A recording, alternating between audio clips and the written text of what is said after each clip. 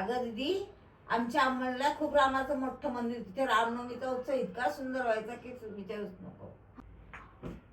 अगं दीदी, आमच्या अंमलला पण रामाचं मंदिर एवढं छान होतं, ते रामनवमीचा उत्सव खूप छान व्हायचा. पण आता शक्य नाही ना, जाऊ शकतच नाही मी.